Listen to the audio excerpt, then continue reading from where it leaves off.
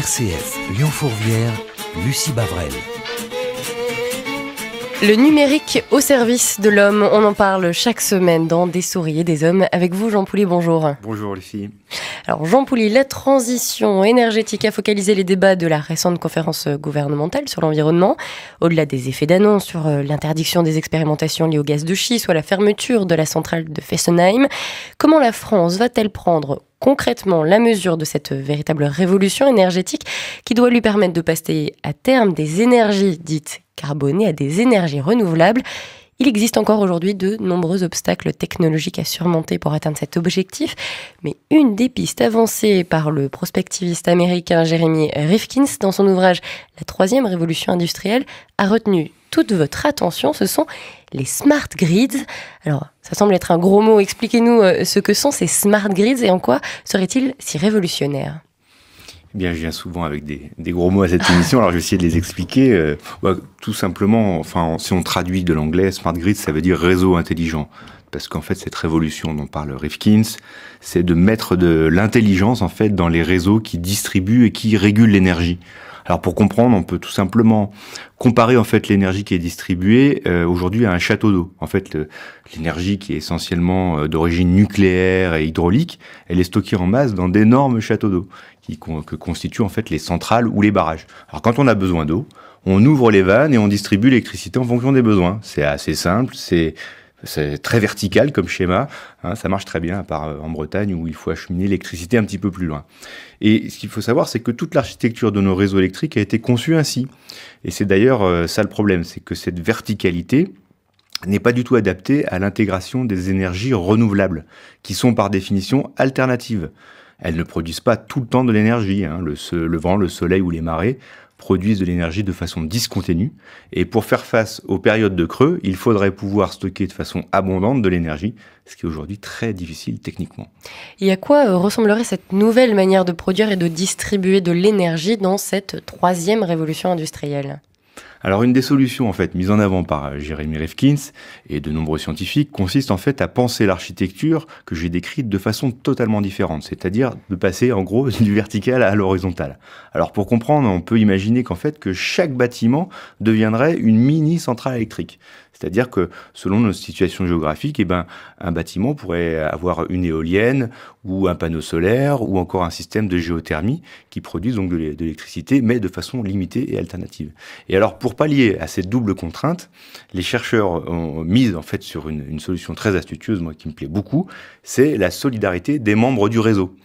Pour simplifier, s'il fait beau dans le midi à Marseille et que l'électricité produite par des milliers de panneaux solaires constitués par les habitations, les entreprises, etc., peuvent permettre d'éclairer les Bretons qui, eux, sont sous la pluie.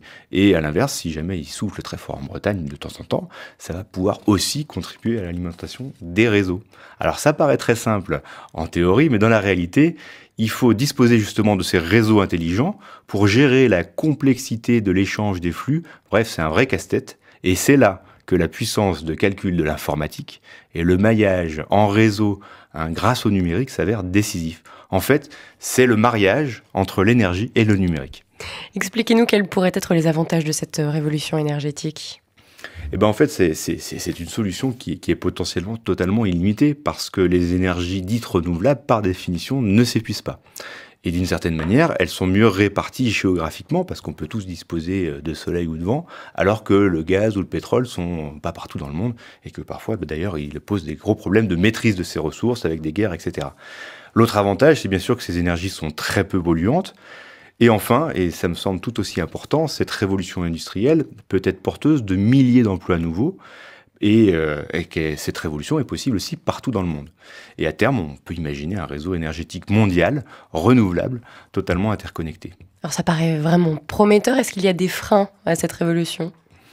Oui, beaucoup. En fait, il faut comprendre que d'abord, cet écosystème ne serait pas autosuffisant d'un coup, et et qu'il lui faudrait pendant de nombreuses années, ou en tout cas une longue période de transition justement, s'articuler avec les barrages actuels et les centrales. C'est ce qu'on appelle d'ailleurs, c'est ça la transition énergétique. C'est une période pendant laquelle il faut faire cohabiter différentes sources d'énergie.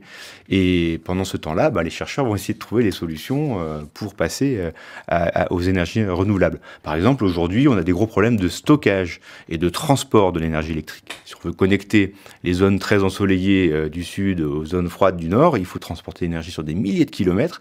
Et là, on a d'énormes déperditions d'énergie. Mais je pense qu'au-delà des problèmes techniques, c'est surtout des freins culturels, sans doute une force des lobbies aussi, qui n'ont pas forcément intérêt à voir ces énergies se développer. Parce que, de son côté, la communauté scientifique pense que vraiment, si on met le paquet, en 10 ou 20 ans, on peut tout à fait relever ces défis techniques. On en est où en France aujourd'hui ? En France, on a tout à fait confiance, je fais un lapsus, en tout cas conscience de cette révolution industrielle. Récemment, notre ministre du redressement productif, Arnaud Montebourg, en a même parlé explicitement dans une interview en appelant la France à cette troisième révolution industrielle. Et il faisait explicitement référence à ce mariage des technologies numériques et de l'énergie. Mais plus concrètement, aujourd'hui, c'est très à la mode. Ce qu'on appelle la Smart City, donc la ville intelligente, est très à la mode. Alors, on peut mesurer justement des économies d'électricité, des fuites d'eau, réguler le trafic automobile, même les conteneurs à ordures pour savoir quand est-ce qu'ils sont pleins, pour les enlever. Donc, on met du numérique, des technologies de partout. Et ça commence vraiment à se développer. Est-ce que ça se développe aussi à Lyon ?